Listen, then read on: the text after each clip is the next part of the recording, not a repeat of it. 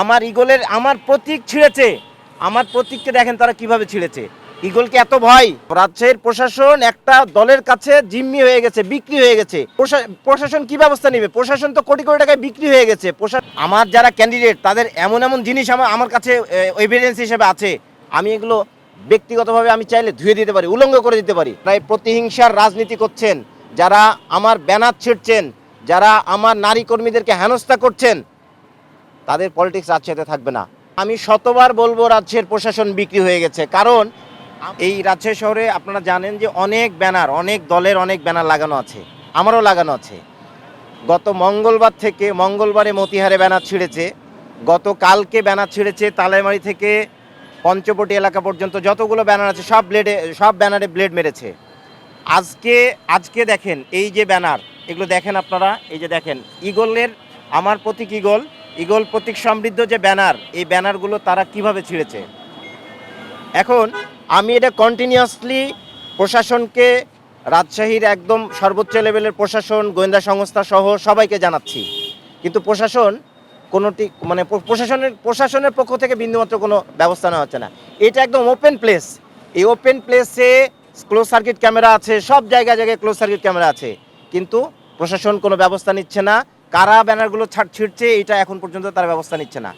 প্রশাসন কি ব্যবস্থা নেবে? প্রশাসন তো কোটি কোটি টাকায় বিক্রি হয়ে গেছে। প্রশাসন তো, রাজশাহীর প্রশাসন একটা দলের কাছে জিম্মি হয়ে গেছে, বিক্রি হয়ে গেছে, কোটি কোটি টাকায় বিক্রি হয়ে গেছে। তারা এগুলো আমাদের মতো নতুন যারা রাজনৈতিক দল, যারা ইয়াং পলিটিশিয়ান, যারা আমরা রাজশাহীতে নতুন কিছু করতে চাচ্ছি, এই সুযোগটা প্রশাসন দিতে যাচ্ছে না।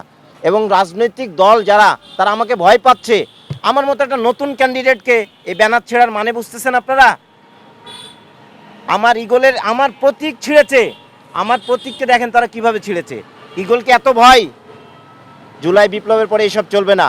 এই সমস্ত আমি যদি চাই অনেক কিছু করতে পারি, কিন্তু আমি ব্যক্তিগতভাবে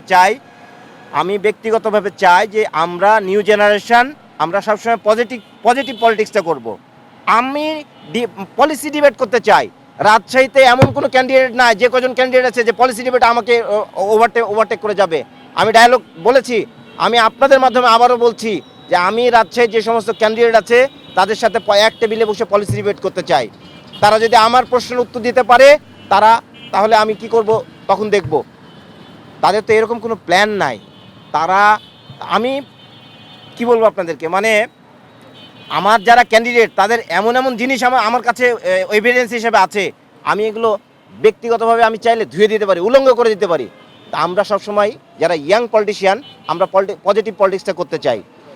দ্যাটস ওয়াই আমি কখনো আমার ক্যাম্পেইনের শুরু থেকে এখন পর্যন্ত কখনো কোনো ব্যক্তিগতভাবে কাউকে, কোনো ক্যান্ডিডেটকে, আমার যারা প্রতিদ্বন্দ্বী ক্যান্ডিডেট তাদেরকে আমি ব্যক্তিগতভাবে আক্রমণ করে নাই। আমার কাছে এই ইনফরমেশন আছে যে ব্যানার ছিঁড়তেছে একদল, একটা গ্রুপ, মানে আমার যেখানে ব্যানার, বর্ণালী মোড়ে আমার একটা ব্যানার লাগানো আছে, একটা গ্রুপ গিয়ে ওই ব্যানার খুলে নিয়ে তাদেরটা লাগাই দিচ্ছে। রাজশাহীর প্রশাসন ঘুমিয়ে আছে, তাদের বউ বাচ্চা নিয়ে খুব সুন্দরভাবে দিন যাপন করতেছে।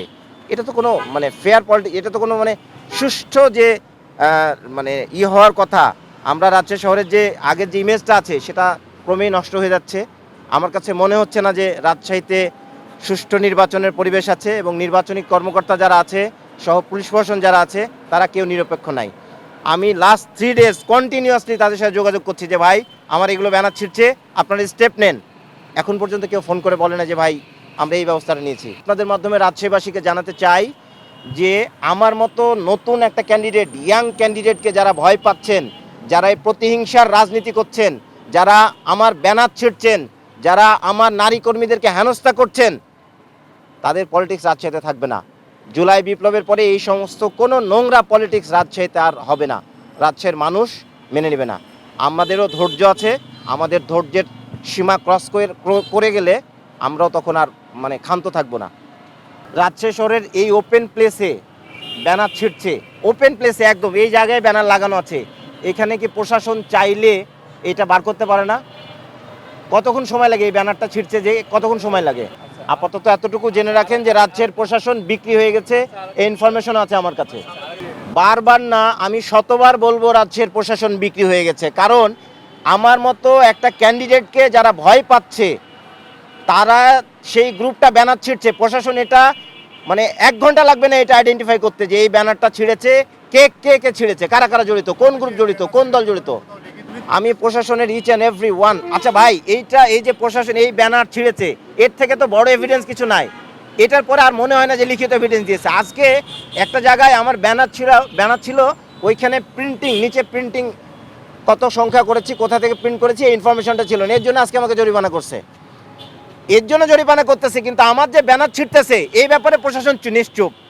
তার মানে আপনারা বুঝতে পারছেন কি না? আমি লিখিত অভিযোগ দিই নাই, কিন্তু প্রত্যেকজনের, নির্বাচনী কর্মকর্তা থেকে, গোয়েন্দা সংস্থা থেকে, থানা থেকে শুরু করে সবাইকে এই ইনফরমেশন পাঠানো হয়েছে যে অমুক জায়গায় আমার ব্যানার ছেড়া হয়েছে।